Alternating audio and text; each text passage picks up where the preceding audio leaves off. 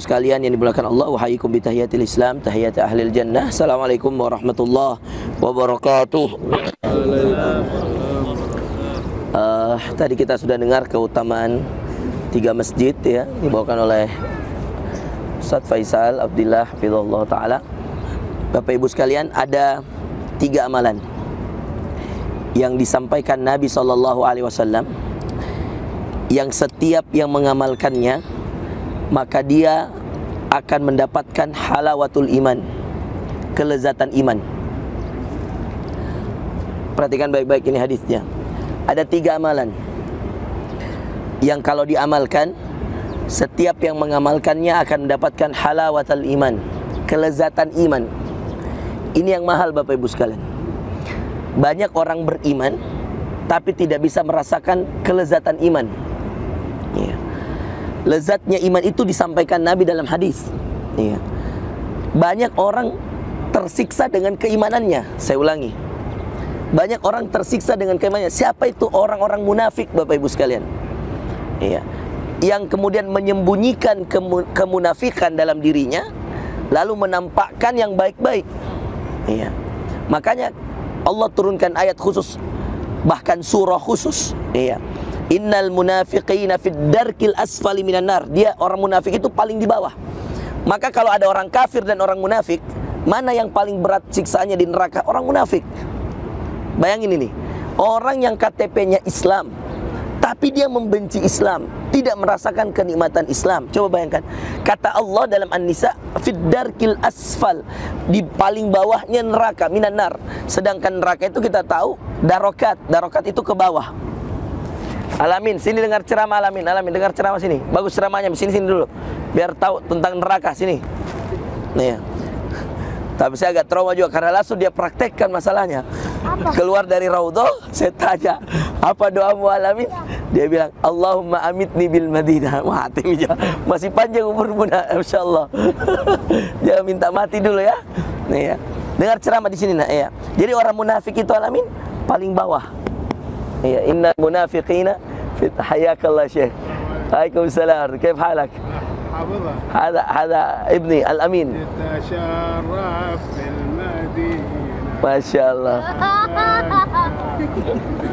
ما شاء الله. Waalaikumsalam. Indonesia. حياك الله. كرمك الله شيخ. أهلا وسهلا. أهلا بك. الله يحفظك. Jadi orang munafik ya, itu paling bawahnya neraka Bapak Ibu sekalian. Nah ternyata subhanallah, ada yang dinamakan dengan halawatul iman, ya, kelezatan iman.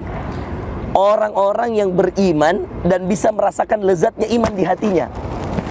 Bahkan subhanallah, Allah menjadikan al-munafiqun satu surah khusus untuk orang-orang munafik Bapak Ibu sekalian.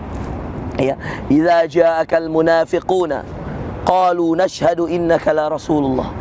Ya, subhanallah, dari sini kita mengerti bahwa ternyata bahaya menjadi orang yang beriman tapi tersiksa dengan keimanan. Iya. Apa Ustaz contohnya tersiksa dengan berat sekali kalau diajak sholat. Iya. Disuruh pakai jilbab berat. Orang-orang begini ini orang yang tersiksa dengan keimanannya Bapak Ibu sekalian. Iya. Dia punya keimanan, dia yakin ada Allah, tapi dia tidak mau pakai jilbab. Ini kan menyiksa diri. Sama dengan orang yang ketika tanya, Bu, kenapa kita tidak mau pakai jilbab? Dia bilang, belum pantas Kak Ustadz. Banyak sekali.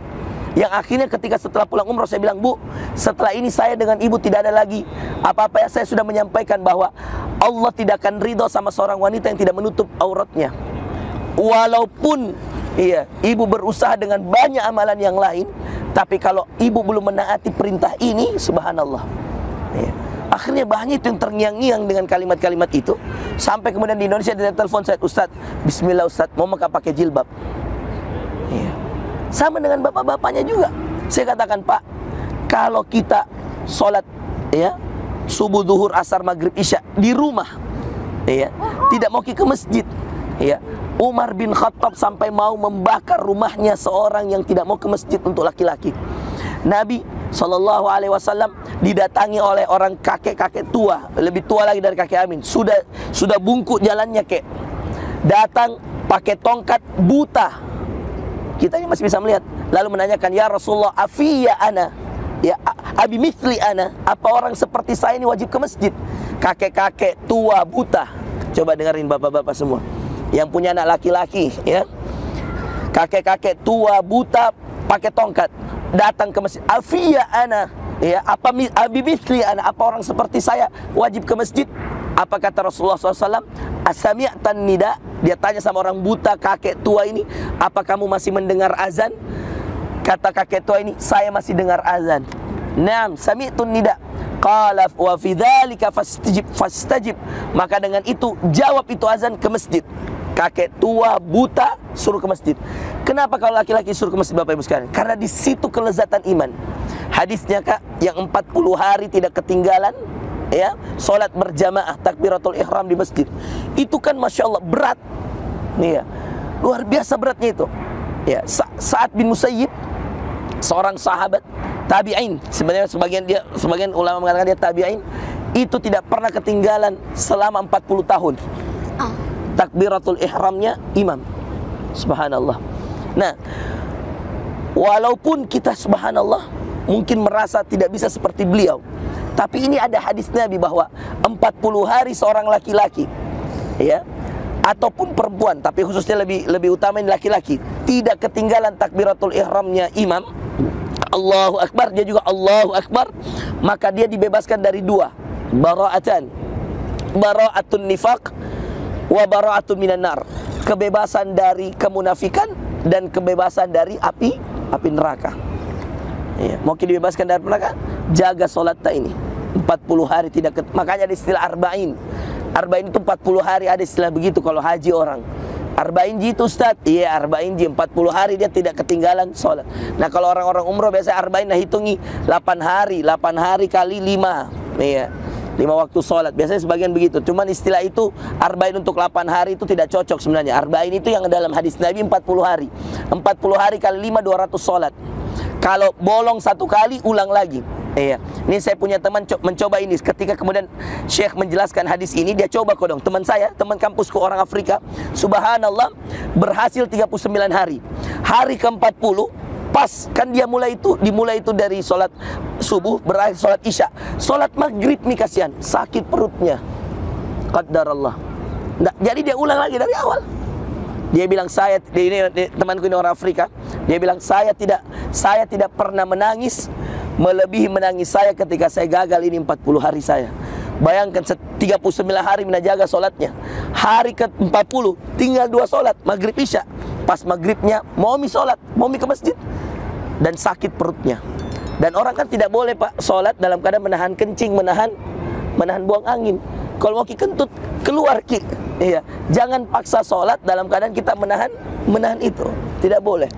Nah, Bapak Ibu yang dimuliakan Allah subhanallah, dia coba lagi, kedua juga gagal, hari ke-38, ketiga dia gagal, keempat dia gagal. Dia bilang, percobaan kelima, saya baru bisa menyempurnakan 40 hari saya. Subhanallah. Saya alhamdulillah dalam hidup sudah pernah 1 kali.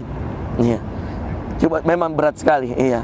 Dan itu pun saya dapat itu 40 hari waktu saya daurah Kak. Di Masjid Gufron 40 hari tidak keluar, di situ terus. Alhamdulillah dapat. Iya.